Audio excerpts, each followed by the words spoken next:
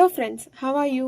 நம்ம இன்னைக்கு என்ன டாபிக் பார்க்க போறோம்னா 10th ஸ்டாண்டர்ட் புக்ல ஃபர்ஸ்ட் யூனிட்ல ஃபர்ஸ்ட் ப்ரோஸா இருக்கிற லியம் ஓ ஃப்ளஹர்ட்டி எழுதின ஹிஸ் ஃபர்ஸ்ட் ஃப்ளைட் அப்படிங்கிற டாபிக் பத்தி தான் பார்க்க போறோம். வீடியோக்குள்ள போறதுக்கு முன்னாடி உங்களுக்கு எங்க சேனல் பிடிச்சிருந்தா சப்ஸ்கிரைப் பண்ணிடுங்க, மறக்காம எங்க வீடியோக்கு லைக் பண்ணிடுங்க. ஓகே ஃப்ரெண்ட்ஸ், நம்ம இன்னைக்கு என்ன டைட்டில் பார்க்க போறோம் அப்படின்னா his first flight written by Liam O Flaherty. First author introduction பார்த்தரலாம். இவர் எப்போ பர்ன் ஆயிருக்காரு அப்படின்னா 28th ஆகஸ்ட் 1896 அயர்லாண்டில் பர்ன் ஆயிருக்காரு. இவருடைய டெத் டேட் வந்து 7th செப்டம்பர் 1984 அயர்லாண்டில் இறந்துருக்காரு. இவர் இறந்து போகையில் இவருக்கு the age of 88 வயசில் தான் இவர் வந்து இறந்துருக்காரு. ஸோ இவருடைய ஆக்குபேஷன் வந்து இவர் வந்து ஒரு ஆத்தர். ஸோ இவர் எந்த லிட்ரரி மூமெண்ட்ஸுக்கும் கீழே வர்றாரு அப்படின்னா Irish renaissance, socialist, modernist, realistic இந்த லிட்ரரி மூமெண்ட்டுக்கும் கீழே தான் இவர் வராரு. இவருடைய ஒய்ஃப் மார்கரெட் பேரிங்டன். இவர் வந்து ஒரு Irish novelist, famous short story ரைட்டரும் கூட. இவர் அயர்லாண்டில் உள்ள ஒரு கம்யூனிஸ்ட் பார்ட்டியில் மெம்பராகவும் இருந்திருக்கிறாரு. இவருடைய most of the writings common பீப்புளோட எக்ஸ்பீரியன்ஸை பேஸ் பண்ணி தான் இருக்கும்.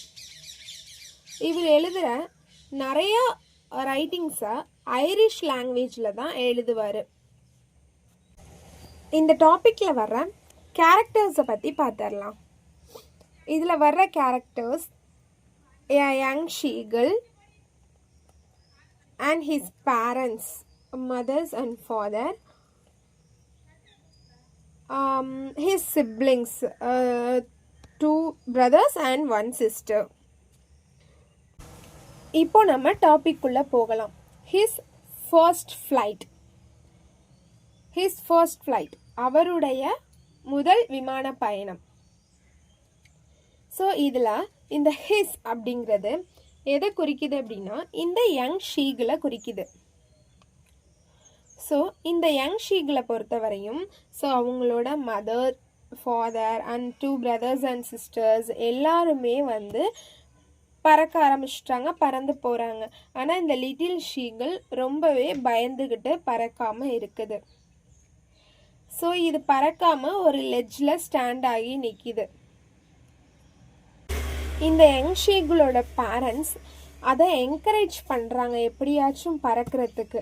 ஆனால் இது தன்னால் முடியாது, என்னால் பறக்க முடியாது அப்படின்னு பயந்துக்கிட்டு பறக்காமே நிற்கிது. இவங்க ஃபேமிலியில் உள்ள எல்லாருமே இதை விட்டுட்டு பறந்து போயிட்டாங்க. இப்போது அந்த ராக்கில் இது மட்டும் தனியாக நிற்கிது. இந்த யங் ஷீகள் அதோட பவரை ரியலைஸ் பண்ண மாட்டேங்குது. இதுவும் பறந்து போகிறதுக்கு எவ்வளவோ ட்ரை பண்ணுது, ஆனால் இதோட பயத்தினால பறக்க முடியலை. இப்போ இந்த யங் ஷீகள் ரொம்பவே பசியில் நிற்கிது. இதுக்கு எந்த சாப்பாடும் கிடைக்கல. அப்போ அந்த யங் ஷீகளோட மதர் ஒரு பீஸ் ஆஃப் ஃபிஷ்ஷை எடுத்துக்கிட்டு வர்றாங்க யங் ஷீகளுக்காக. ஆனால் அதை யங் ஷீகள்கிட்ட கொடுக்காம ஆப்போசிட் சைடு நின்றுக்கிட்டு அந்த ஷீகளுக்கு கொடுக்குறாங்க. ஆனால் அந்த ஃபுட் அந்த ஷீகளுக்கு எட்டலை. ஸோ அந்த ஷீகள் கொஞ்சம் கொஞ்சமாக பறக்க ட்ரை பண்ணுது. ஸோ இது பறக்க ட்ரை பண்ணோன்னே ஹீ ஸ்டார்டட் ஃபாலிங், கீழே விழுக போகுது. ஆனால் அந்த மொமெண்ட்டில் அதோட பயம் என்ன பண்ணிடுச்சு, நம்ம எங்கே கடலில் விழுந்துருவோமோ அப்படின்னு அதோட விங்ஸை ஓப்பன் பண்ணி பறக்க ஆரம்பிச்சிருச்சு. ஃபஸ்ட்டு இந்த யங் சீகிள் பயப்படுது, இருந்தாலும் அதுக்கப்புறம் கான்ஃபிடெண்ட்டாக ஃப்ளை ஆகி தன்னோட ஃபேமிலியோட போய் சேர்ந்துருச்சு.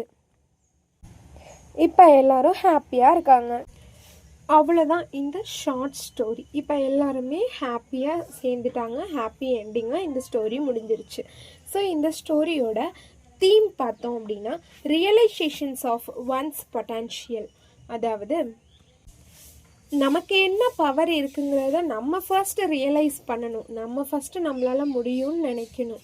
முடியும்னு நினச்சி செஞ்சோம்னா எந்த ஒரு செயலாக இருந்தாலும் வெற்றியை நோக்கியே போகும். அதே மாதிரி இந்த ஸ்டோரியோட மாரல் என்னன்னு பார்த்தோன்னா, we must believe in ourselves. அதாவது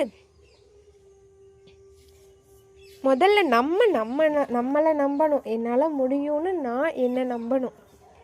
அதே மாதிரி உங்களால் எக்ஸாம்லலாம் ஜெயிக்க முடியும்னு நீங்கள் ஃபஸ்ட்டு உங்களை நம்பணும். அந்த டாபிக்குள்ளே போய் பார்க்காமே என்னால் முடியாது அப்படின்னு பேசினோம்னா நம்மளால் முடியாமையே போயிடும். ஸோ இந்த ஸ்டோரி அவ்வளோதான். ஓகே ஃப்ரெண்ட்ஸ், என்னோடய வீடியோ உங்களுக்கு பிடிச்சிருந்துச்சுன்னா மறக்காமல் லைக் பண்ணிவிடுங்க.